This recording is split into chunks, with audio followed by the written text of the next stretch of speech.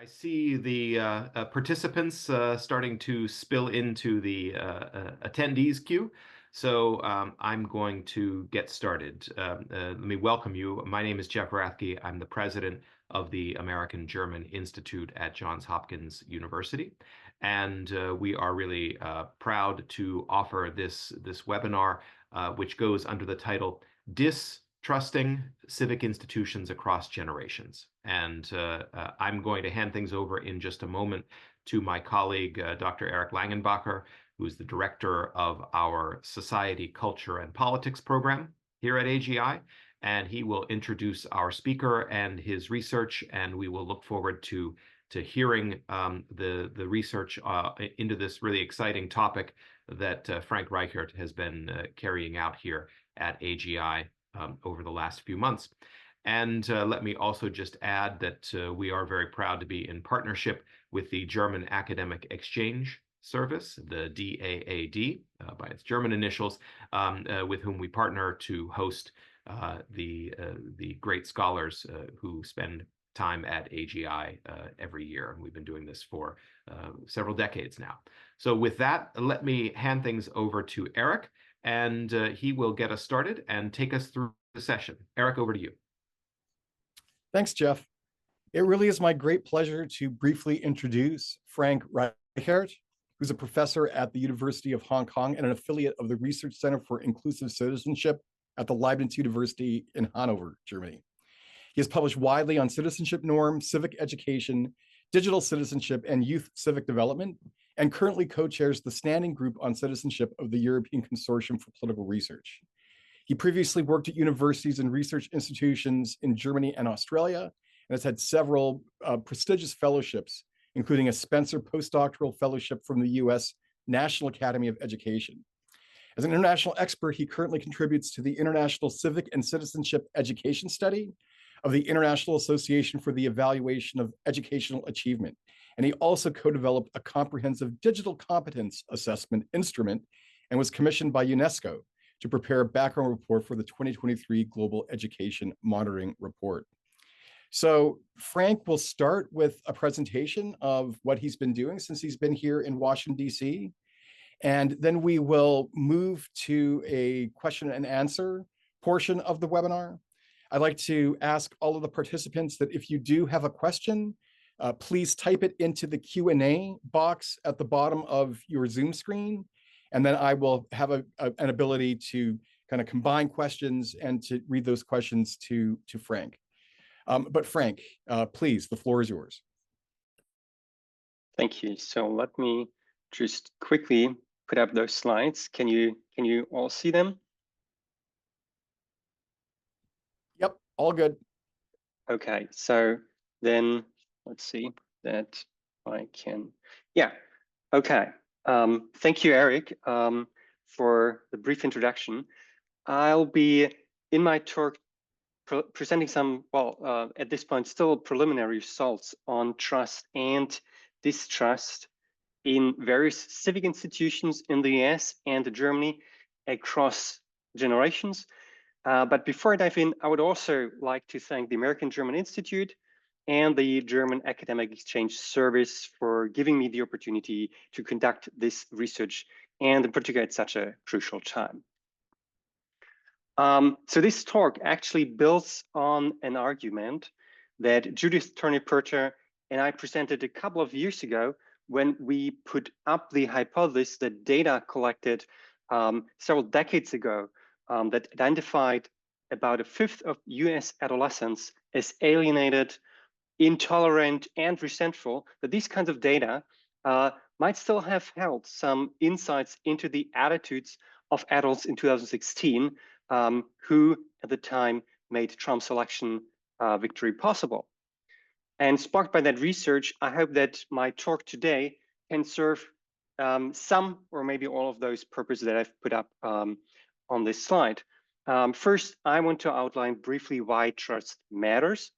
I will second develop a typology of civic trust by identifying profiles of trust and confidence in civic institutions. I will further examine whether these trust profiles can be observed among adolescents, and different generations of adults, and whether the same trust profiles appear both in Germany and the US, and whether the proportions of people in these profiles differ across generations and across the two countries. Finally, I will also explore whether the trust profiles are indicative of attitudes that are commonly addressed by populist movements. And toward the end, I will then summarize the main insights because I'm going to present a lot of data. So I'll summarize that, I'll present my conclusions, and also some, at this stage, as I said, still preliminary recommendations. So why is trust in civic institutions relevant? Why do we need to understand it? Well, when people trust institutions, they are more likely to comply with laws and regulations. Therefore, it will be easy to implement policies and to achieve the outcomes that these policies aim to accomplish. Trust in civic institutions also allows for more policy options. It grants governments also more time within which these policies are expected to yield results.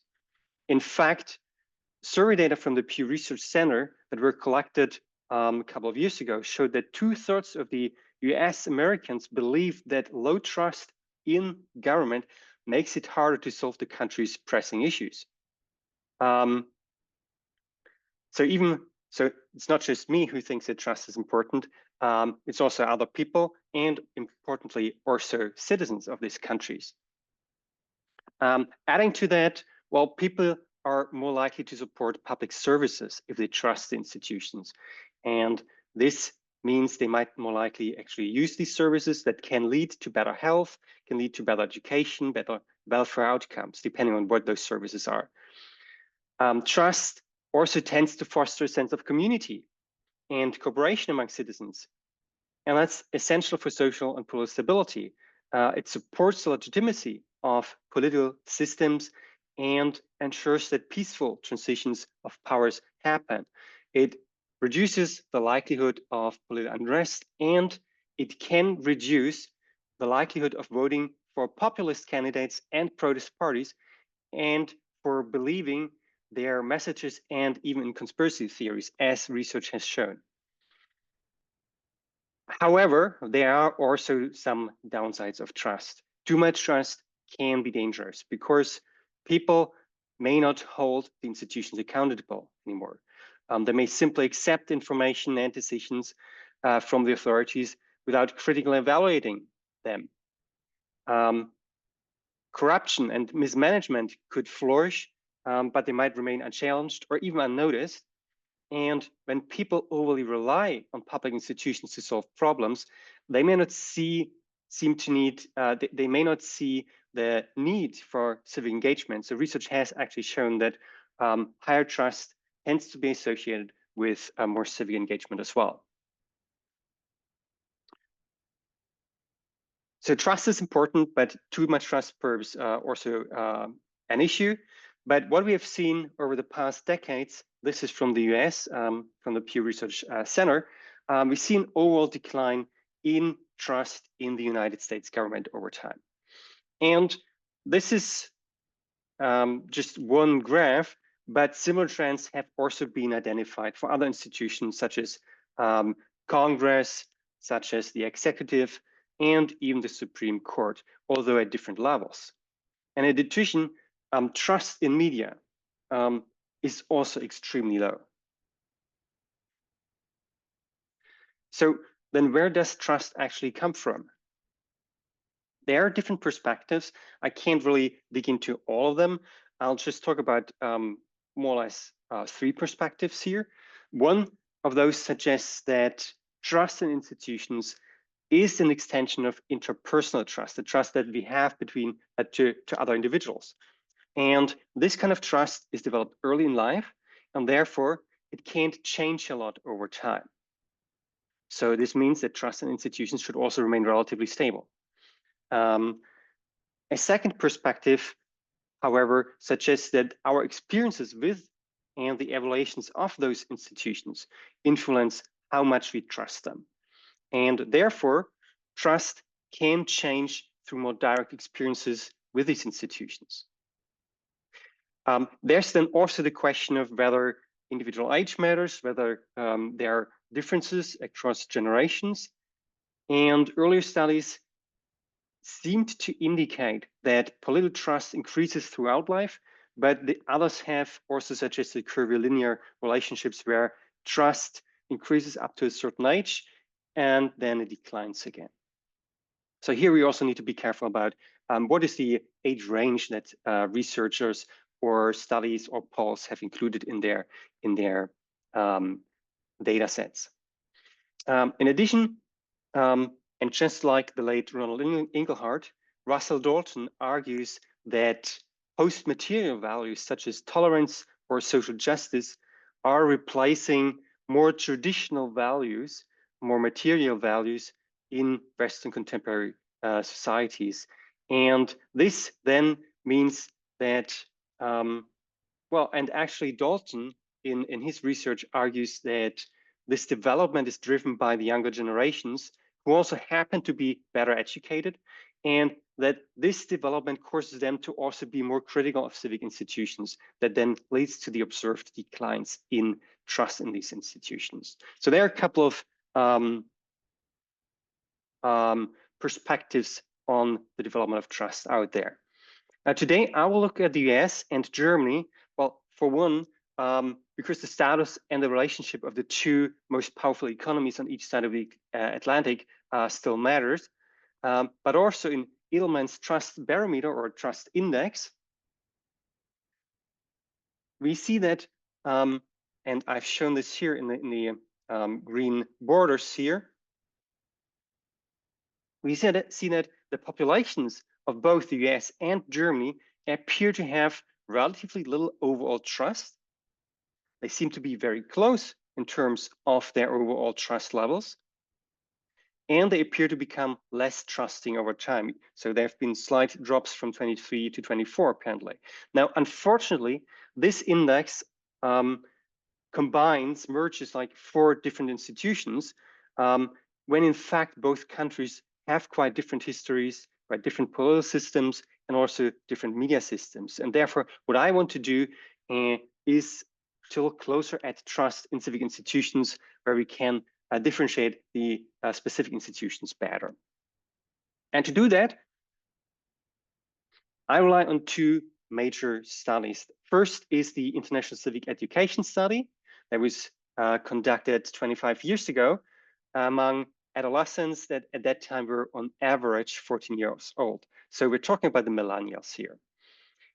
And from Germany and the US, we have over 6,000 adolescent samples that I've been looking at. On the other hand, I will also look at the data from adults, and here we'll primarily, but not exclusively, look at the World Values Survey, rounds 5, 6, and 7.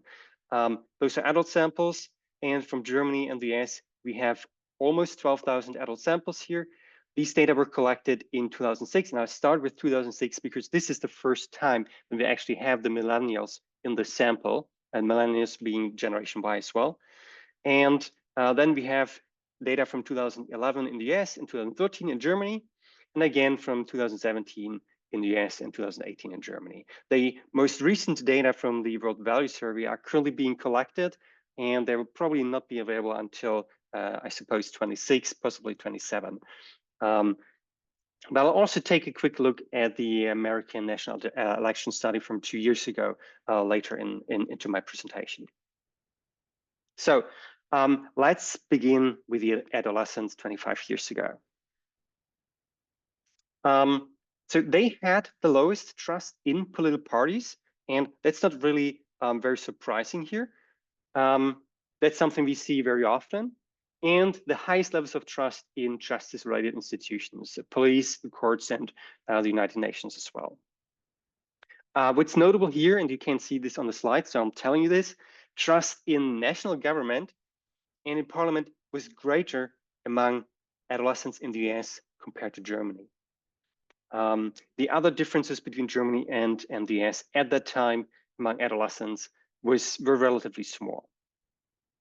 And in my analysis, I then identified 4 trust profiles among these adolescents. And you can see them here in those somewhat colorful, in those different colors. And well, let's just look at them individually. Over a quarter of adolescents 25 years ago reported relatively high trust in all institutions. And this is shown here in green. Hence, we could label them institutional trusters or comprehensive institutional trusters. However, the largest of all trust profiles is a profile that I call media trust, because here the adolescents trusted the traditional media, but not political institutions. Trust in justice institutions, police, courts, United Nations was moderate among these adolescents. Now, quite the contrast here is the next profile that's shown in dark gray. This profile is characterized by low trust in traditional media and high trust or higher trust in all other institutions. Therefore, we might call this media distrust. And finally, the least common trust profile among adolescents at the time, here shown in light blue, could be labeled comprehensive distrust because these adolescents were likely to report little or no trust in almost all aid institutions. And the institutional trusters who reported the highest levels of trust in all institutions comprised a third of American adolescents 25 years ago, whereas in Germany, that was only a fifth.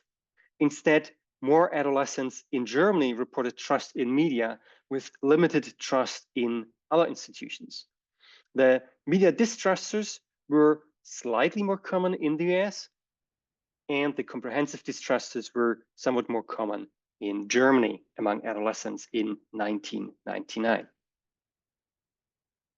So now that we have an initial typology comprising 4 civic trust profiles, comprehensive distrust, media trust, and institutional trust that we've identified among adolescents, can we also identify these profiles among adults a few years later?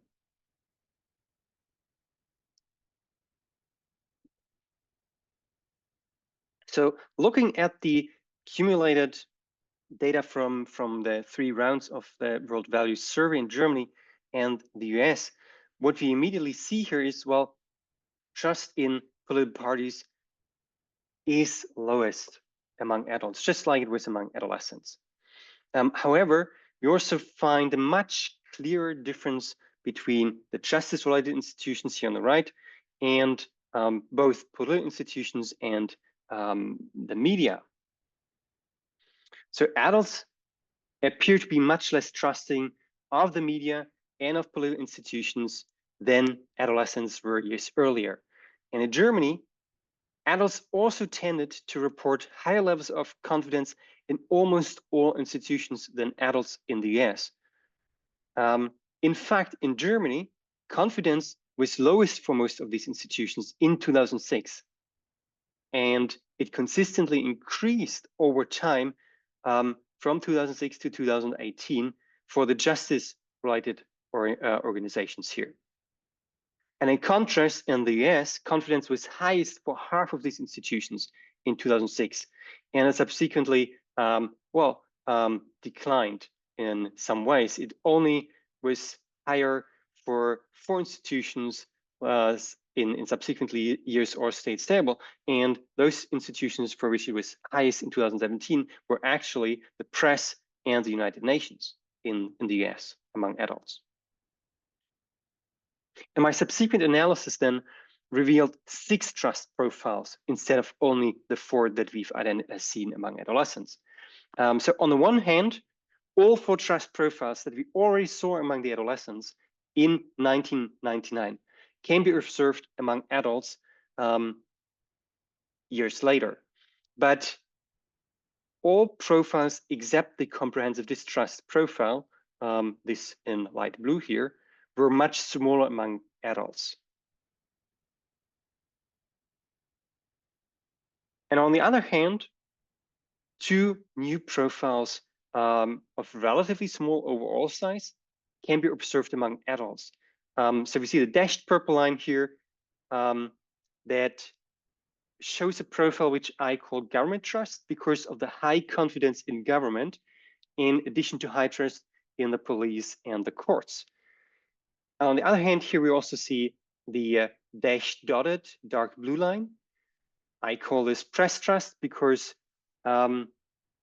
these adults here are characterized by high trust in the press and in justice-related institutions.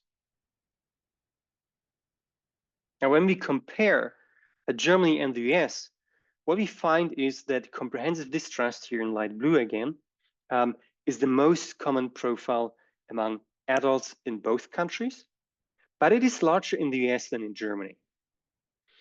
The institutional trust profile is slightly smaller among adults in Germany compared to adolescents in Germany, but it's noticeably smaller among adults in the US, both compared to adults in Germany at the same time and compared to adolescents a decade or 2 decades earlier. And this is particularly notable because institutional trust, where individuals have a high propensity to trust all institutions, was actually the majority among adolescents in the US in 1999. And we also see smaller proportions of adults that are characterized by media trust and media distrust compared to the adolescents. So here we could speculate that some individuals who had been characterized by one of those two profiles may have become comprehensive distrusters as adults. But in addition, the media trust profile, where we have high trust in the media and also moderate trust in police and the courts, actually splits among adults in 2017, and it only splits in the US, where then we have the traditional media trusters, but also a new profile, and this is the press trusters profile, individuals who have only average or who don't really differentiate in terms of their trust in television, but have high trust in TV and in justice-related organizations. And the other new profile, the government trusters, that's rare in Germany, but it is the second most common or the second largest in the US, where it accounts for almost a fifth of the sample. Now, since there are so clear differences between the adults in Germany and those in the US, we need to examine these profiles over time and across generations separately for each country. That's what I'm doing in the following few slides. So let's start with Germany. So the comprehensive trust profile here on the left side has become more common over time among adults in Germany. So it turns from the second least common to the second most common from 2006 to 2018. Whereas in contrast, we see a decline in comprehensive distrust, although it still remains the most dominant profile in all years. The number of media trusters also declined, though at a lower level. It turns from the second most common to the second least common profile. And on the other hand, the media distrusters here, they have become more common over time. The government trusters are really not that common in all years. Now, turning our focus to the generational patterns for adults in Germany, we find first a U-shaped relationship between the birth cohort or generation and comprehensive trust in all kinds of institutions. And the oldest generations, and those are like the silent generation, the greatest generation, they are more commonly institutional trusters. Whereas the younger generations are less commonly institutional trusters, but interestingly, the lowest proportions of institutional trusters are actually found among baby boomers and Generation X. And that's particularly true in 2013 and less so of 2006 and 2018. And in contrast, we see the exact reverse pattern for comprehensive distrust, where we have an inverse U-shaped relationship. meaning that relatively more baby boomers are comprehensive distrusters than is the case among adults of other generations. Comprehensive distrust, in fact, is least common among the oldest generations. In addition, while the media trust is about equally common among all generations in 2006 in Germany, it declined markedly among baby boomers and Generation Y from 2013, and also among Generation X in 2013 it declined among baby boomers and Generation Y, and in 2018 it subsequently also dropped for Generation X. So in 2018 that's the first time when we have data from Generation Z, and we see that they are actually even lower in terms of the media trust profile. So they have the lowest proportions. And although there were no generational differences almost 20 years ago, media trust has now become increasingly uncommon in younger generations. Finally, media distrust. There were no real generational differences, no notable generational differences for media distrust and government trust in Germany, although there was like a trend pattern perhaps that government trust may over time become less common among younger generations in Germany.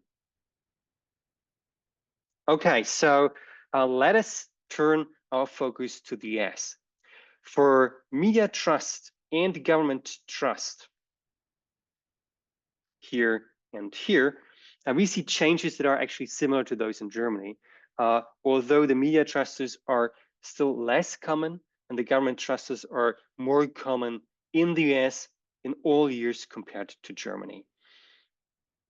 Interestingly though, where we saw consistent increases in the numbers of institutional trusters and of media distrusters, in Germany, we actually find consistent declines in the US. In fact, both countries started at very similar proportions of media distrusters and institutional trusters in 2006. But adults' trust profiles in Germany and the US seem to have opposite developments since then. And comprehensive distrust was always more common than among adults in Germany. Press trust is a pattern that only emerged in 2017 and only in the US, and therefore, well, I mentioned this before. What's also interesting or important to note, I mentioned this also just earlier, in 2017, we for the first time have data from Generation Z in our sample. So this then also begs the question whether this possibly reflects generational change. So let's take a look at that. In the US, adults from the youngest generations, more likely than adults from other generations, show the comprehensive institutional trust profile. And this is most clear in 2017, although the profile was at that time relatively small. Comprehensive distrust was most common among the youngest generations as well. And this pattern was most clear in 2006 and 2017. And that's interesting because those were Republican governments in charge. In contrast, in 2011, during the Obama administration, comprehensive distrust in civic institutions was less common among millennials compared to all other generations at the time. So there is at least some indication that thinking back about what Russell Dalton argues about this value change that's driven by younger generations, and since we know that Republican governments tend to be adhering to somewhat more conservative values, there might in fact be some truth in it. Now, earlier, we also saw that media trust had become less common over time, and indeed, it tends to be more common among older generations. In addition, press trust emerged only in 2017, and was also less common among younger generations. Government trust, another profile that only emerged in 2017, something that we sorry, not in 17, but something that emerged among adults that we did not see among the adolescents, was also less common among the younger generations, and again, especially in 2017. And in contrast, younger generations were overproportionately media distrusters, and that was particularly notable in the US after 2006. And with that, I want to take a minute or so to also look at media a little bit more closely, because it seems that the media trends can be observed also in more recent data. So far I've looked at data that sort of end in 2018, but and I had to do that because of the availability of data that we can compare between adolescents and adults in terms of how things have been measured. But looking at the American National Election Studies from the longitudinal study from 2020 to 22, which had a focus on social media and also traditional media, what we see there is, and one of our AGI interns kindly visualized this using these data. And the graphs that we see here essentially show that older generations continue to have more confidence in traditional media, that is in television networks and in the press compared to social media. Particularly notable here is that the silent generations and and that's the sort of oldest generation that we've looked at here with these data. This generation is the only generation where adults report more confidence in Fox News than in the New York Times. Now, on the contrary, younger generations have more confidence in social media networks such as Facebook, although it's also important to mention that here, trust in social media, nevertheless, is quite low.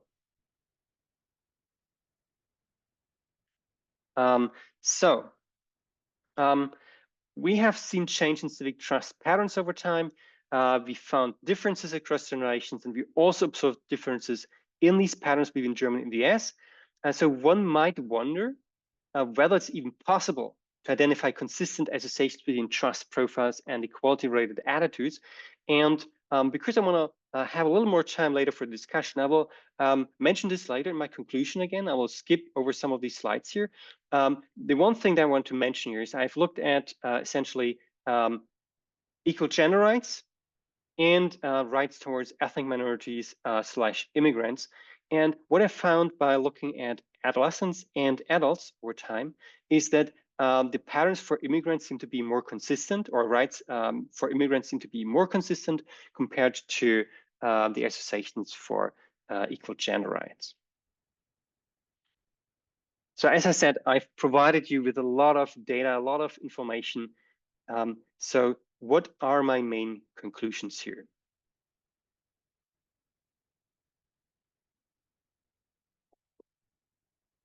First, I believe we can develop a typology of trust in civic institutions. So there's clear evidence that trust profiles that we could already observe among adolescents can also be found among adults of various generations years later. Although, and that's probably because of the greater variation among adolescents, among adults in our samples compared to the adolescents who were all on average just 14 years old, we must expand this typology to include not only institutional trust, media distrust, and comprehensive distrust, but also among adults, we have government trust and more recently, what I call press trust, two profiles that are quite common among adults in the US and less common in Germany. Second, adolescents trusted political institutions and the media more than adults, which is an indication that interpersonal trust developed early in life does not or not fully transfer to institutional trust in adulthood. So experiences with these institutions, knowledge about these institutions is probably very relevant. Third, while adults generally report less trust in civic institutions than adolescents, and they are also much more commonly comprehensive distrusters, there are also differences between Germany and the US. In the US, adolescents were more trusting than adolescents in Germany in 1999. But US adults have been less trusting than those in Germany since 2006. Comprehensive institutional trust among adults in Germany has increased over time, while it has declined in the US. Then we also see that declining trust in television actually appears to drive media distrust, especially among the younger generations. And it also seems to drive to some extent press trust, a pattern that we see mainly among the older generations. And a new profile that actually emerged during in the US only and during Trump's first year in office. And here I would put up the hypothesis that the changing media landscapes and the more politicized media, especially in television and in the US, Fox News, may potentially be driving these developments in the US. Consequently, it's possible that the changes in trust that we saw, particularly in 2017 in the US, may be linked to Trump's first presidency and also his highly populist election campaign. So it will be very interesting to see once we have data from 2024 or 2025, what we can see there. Fourth, we can identify generational differences in trust profiles, but it's not immediately obvious that these result from a value change as suggested by some scholars, although there are some indications actually. So for example, younger and older generations showed more comprehensive institutional trust than baby boomers and Generation X, but it was still lower among the younger generations, particularly in Germany. Comprehensive distrust seems to be linked to who is in government, though at least in the US, when the youngest generations had the highest proportions of comprehensive distrust during Republican governments. And as I said before, these governments tend to be driven by more conservative, less social justice driven values than democratic governments. We also notice that younger generations less commonly are media trusters, government trusters and press trusters, and that could potentially be indicative of a broader pattern among young people who have been found to be less trusting of traditional media than older generations, who also tend to be less engaged in traditional politics. And this could potentially also be indicated by their overproportionate representation among the media distrusters, especially in the US. And finally, civic trust is associated with attitudes that are often addressed by populist movements. I haven't shown you this on the slide, so I'll summarize it here. Media trusters tend to agree less with equal rights for women and minorities. So these are people who have trust in the media, but relatively little trust in other civic and political institutions, other than police and the courts. Then comprehensive distrusters, those who don't really trust any institution, are less supportive of minorities and immigrants. The press trusters, they support equal rights. That's not really surprising because, well, they trust the press on the one hand, but also justice-related institutions. And the institutional trusters who have trust or tend to have high trust in all kinds of civic institutions, they support equal rights in adolescence.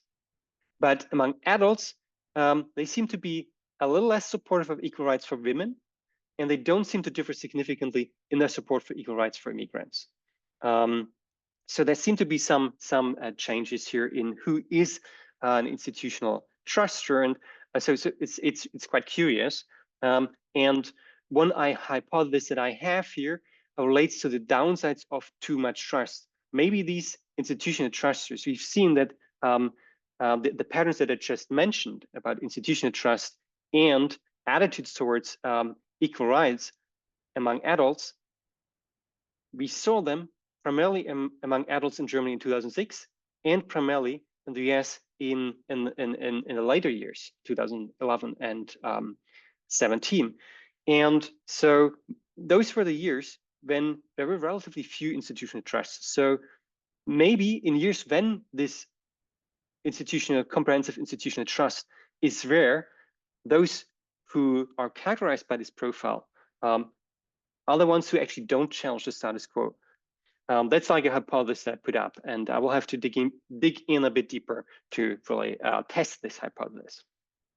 And this is my last slide, young people may not grow out of resentful or distrustful patterns, as some suggested like 2 or 3 decades ago, but instead they become more distrustful during early adulthood. There's quite some evidence there for that, I believe.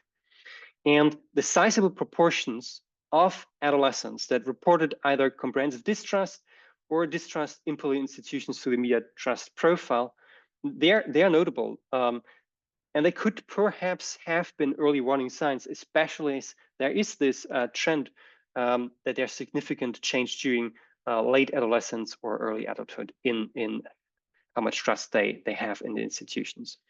So I suggest that educational policies address this more consistently so that all young people can experience civic institutions and can learn to understand the political processes while they're still in school, but that these efforts don't end with formal schooling, but are continued into early adulthood, post formal school education. And also second, instead of the focus on disagreement that is so commonly shown in the media, and that also seems to be driving some of the current governments, think about Germany, bipartisan efforts should be encouraged, where opponents are treated respectfully, where opponents treat each other respectfully, where governments also help everyone comprehend their policies and institutional processes through language that people really understand. And the fact that the candidate of a political party can run an election campaign that's fueled by hateful language and disinformation on television and on social media, that's a major issue. It's an issue in the US, but it's not an issue in Europe either. And the politicization of the media and also of other institutions, such as the Supreme Court in the US, are very problematic in this regard. The personalization of politics is also problematic, as I believe seen in the dramatic changes in political trust in the US compared to Germany, both among adults over time and between adolescents and adults in the US. And this also applies to the media, especially traditional media that young people, we know this from research, consider unrelatable, they consider challenging to consume traditional media. So some thoughts here. Should there be a new code of ethics for journalists and media platforms? Do we need to punish them more for spreading misinformation? And should TV channels perhaps be required to air a certain number of hours of more balanced or even very different programming from what they advocate for normally? And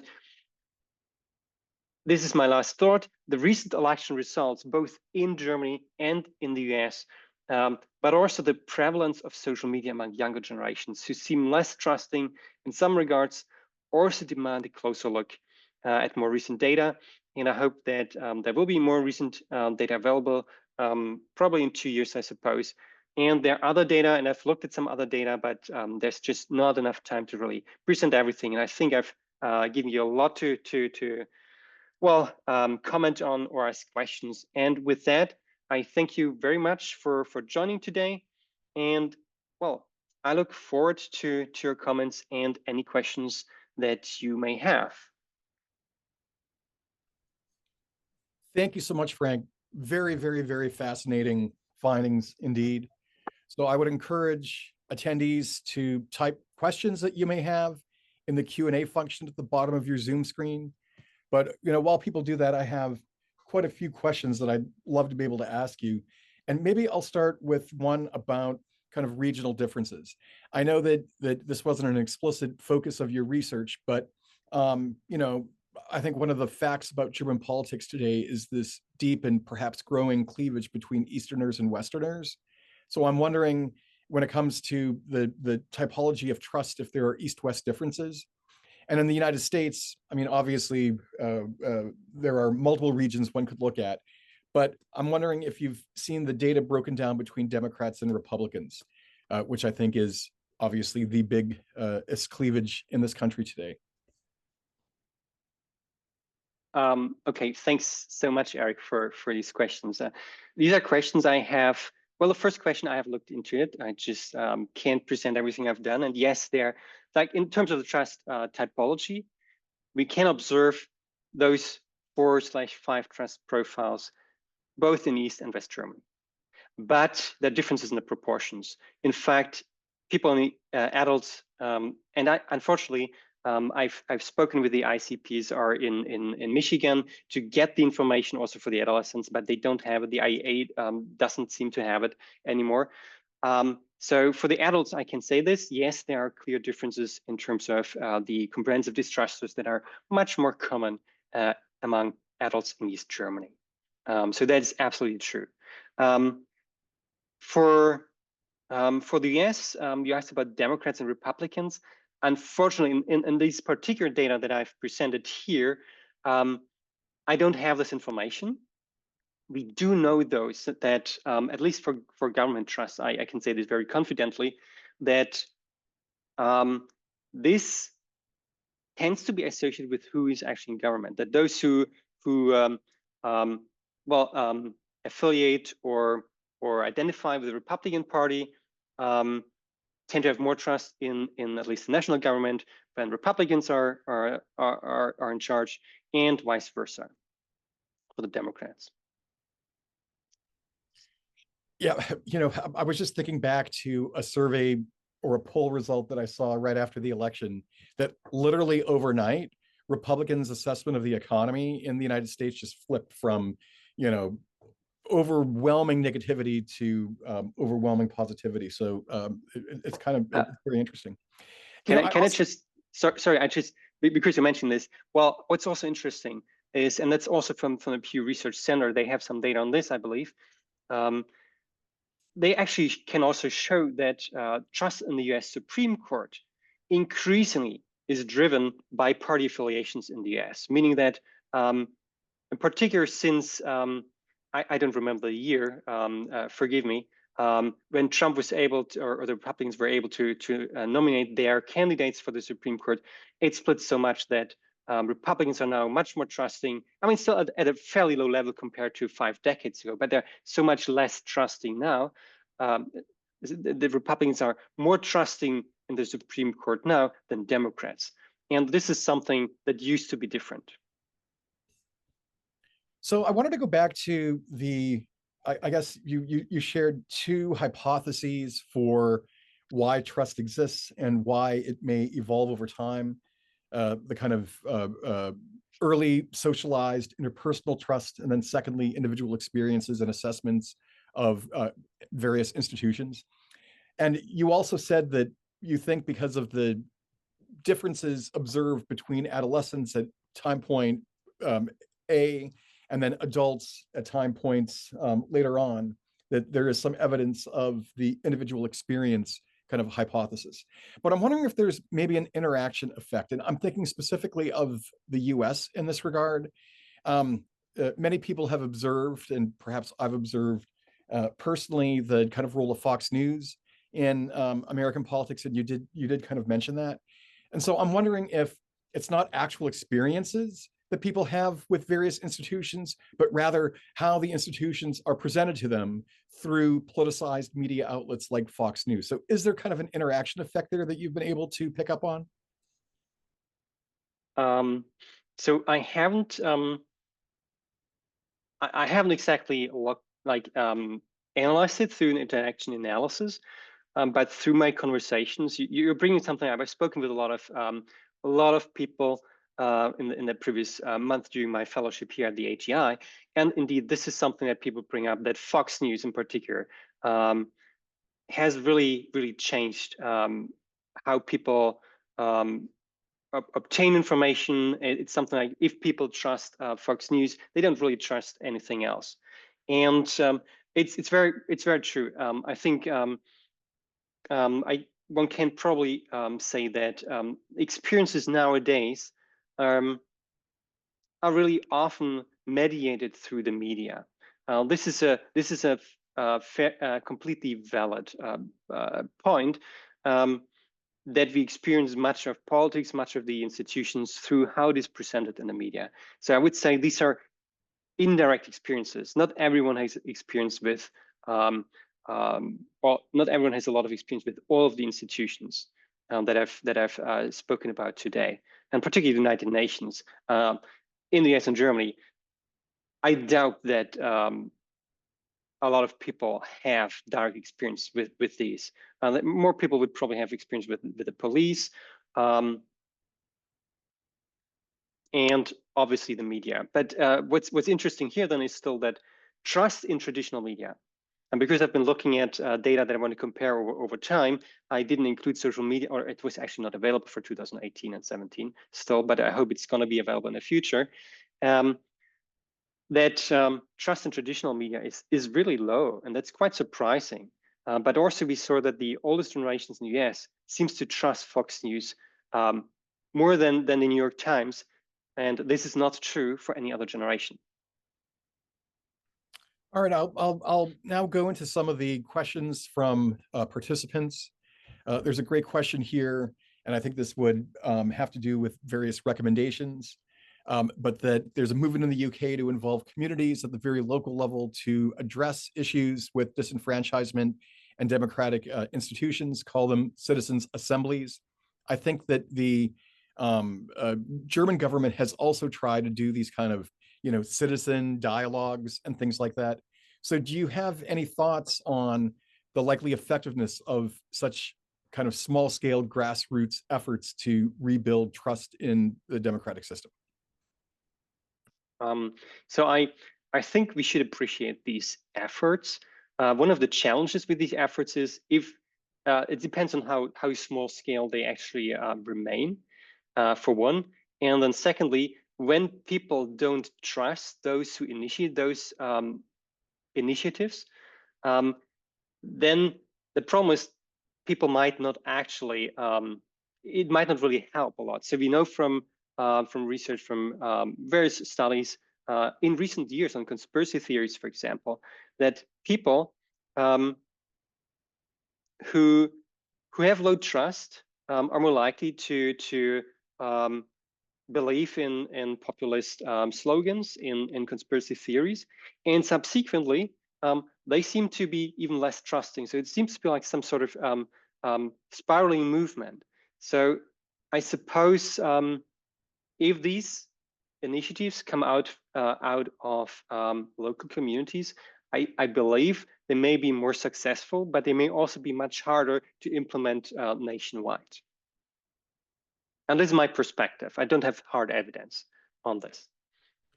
I'm reminded all of a sudden that the New York Times, of all places, did a bunch of reporting in the lead up to the election over the last year of how vicious a lot of kind of local political discussions have been. I remember there was a big article about Michigan in this regard and some local community there. So, I might be a little skeptical of those initiatives as well.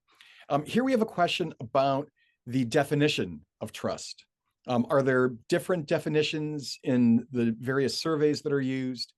And what does it mean to trust an institution? Okay. So I've kept the definition aspect and the measurement aspect really at the down low. Yes. A full disclosure. So I've looked at these two studies mainly because, in my opinion, how they define trust, or how I can define trust based on those, is fairly similar because how they've measured it. I think there are probably different perspectives again on how we conceptualize trust. One way, for example, would be to say, well, a trust is a relational, something relational. So it is something that's more likely to happen between individuals, between people, whereas confidence is something that we have like, it's more performance related. So how well do we believe that the institutions are performing well? Are they doing what they're supposed to do, so to speak. And I mention this because the measures that I have are somewhat similar and somewhat different. For the adolescents, they were asked about how much do you trust these institutions, and then they could say, I don't know, I don't remember the exact response option, but basically two options that were like most of the time or much of the time, and then two options like little of the time or none of the time.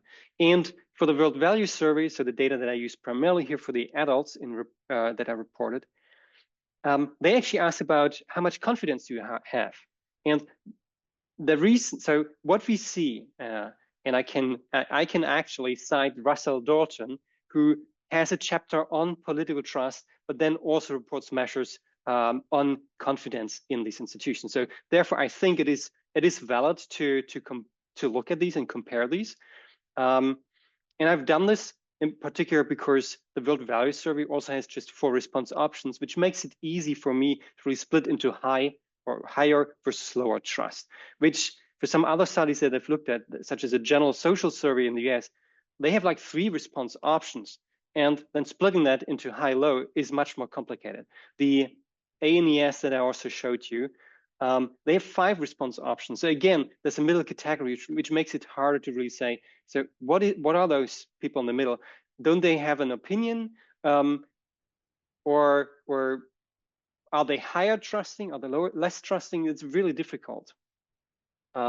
So there are different perspectives, and if we follow this perspective about relational versus performance-based definition, then for the adults, I would have to say this is more about they trust that the institutions are doing what they're supposed to do.